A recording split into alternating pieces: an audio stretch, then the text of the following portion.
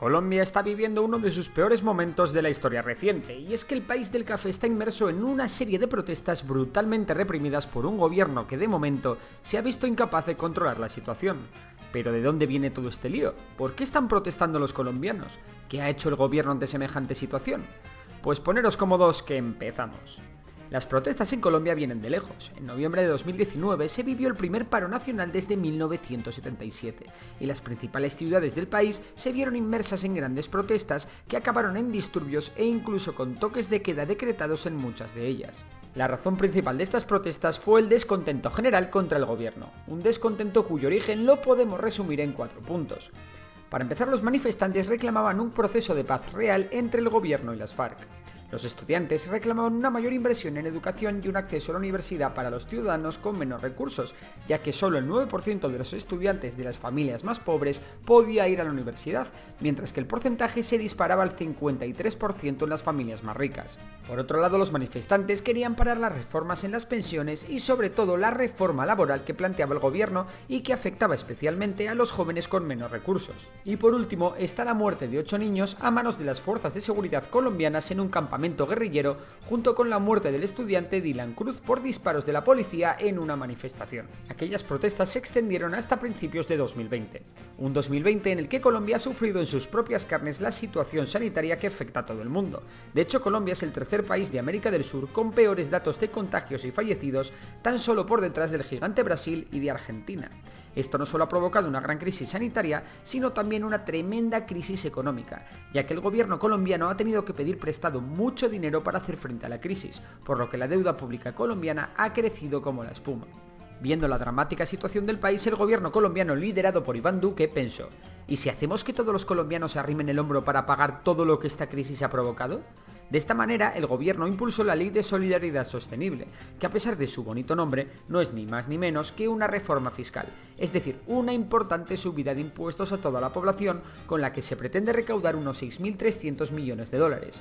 El objetivo de esta reforma, según el gobierno, es triple, ya que se pretende, por un lado, sanear las cuentas del país para evitar que el coste de pedir prestado dinero aumente, ya que si las cuentas están saneadas es más probable que puedas devolver un préstamo y por tanto el dinero te lo van a dejar a un interés menor. También se pretende crear una renta básica en el país y por último se espera crear un fondo que ayude a preservar el medio ambiente. ¿Tiene sentido? A priori puede parecer que sí, sin embargo no está todo tan claro, ya que en la reforma la mayor parte del dinero necesario para salir de la crisis va a salir del bolsillo de los ciudadanos de las clases medias y bajas. El punto más conflictivo de esta ley era sin duda la subida del IVA para bienes y servicios de primera necesidad, ya que muchos de ellos pasarían de no tener IVA a pagar un 19% de IVA, servicios como el agua, la luz, el gas, servicios funerarios o productos eléctricos, mientras que otros, como algunos alimentos básicos, pasarían de tener un IVA exento a un IVA excluido, que no es más que no devolver el IVA a los productores por los gastos que han tenido en su producción.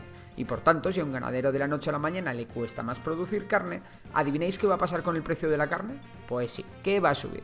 Y si con esta ley los precios subirían, esperad, porque es que además los colombianos iban a ganar menos, ya que en la ley se reducía la cantidad mínima de renta a partir de la cual hay que pagar impuestos. Esta cantidad pasaría de una cantidad cercana a los $1.000 a los $640 en 2022 y a los $460 en 2023, es decir, una medida que golpea directamente a las clases bajas y medias.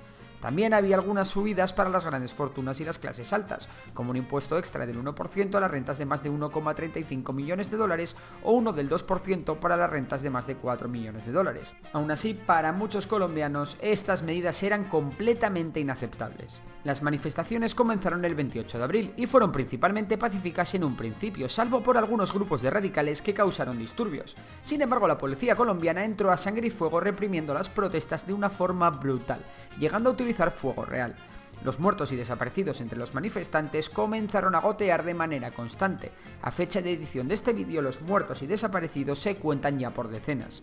El gobierno se apresuró a criminalizar las protestas diciendo que había narcos y elementos de las FARC entre los manifestantes. Sin embargo, finalmente no le quedó más remedio que recular y el pasado 2 de mayo retirar el proyecto de la reforma de la Ley de Solidaridad Sostenible. Sin embargo, la mecha ya se ha encendido y los manifestantes siguen protestando en las calles como si este proceso fuera la continuación de las protestas que se iniciaron en 2019. Hay que tener en cuenta que Colombia es el segundo país más desigual de Latinoamérica y el 10º del mundo. Además, recordemos que en esta ola de protestas se ha sumado una nueva indignación entre los manifestantes: la brutalidad policial. Y es que desde el inicio de las marchas, las fuerzas de seguridad colombianas han reprimido con puño de hierro las manifestaciones, aun cuando muchas de estas han sido pacíficas. Tanto es así que la propia Unión Europea y la ONU han alzado la voz contra la brutalidad policial que se está dando en Colombia. Incluso Estados Unidos ha mostrado su rechazo a la violencia, a la par que la Cámara Baja ha solicitado retirar el apoyo militar a Colombia por los tristes hechos que han sucedido en el país. Por todo ello, a día de hoy el conflicto parece estar lejos de solucionarse, mientras la crisis se sigue cebando con el pueblo colombiano, que desde que estallase la crisis sanitaria mundial ya ha visto como 500.000 negocios han tenido que cerrar y como 2,3 millones de hogares solo se pueden permitir 2 comidas al día. Veremos en un futuro qué le depara la historia a Colombia. Desde aquí, mucha fuerza y mucho ánimo a todos los colombianos. Si te ha gustado el vídeo, ya sabes que puedes darle a like, suscribirte e incluso suscribirte a Memorias de Tiburón, nuestro canal de economía. Os dejo el link en la descripción. Por lo demás, un abrazo y hasta la próxima.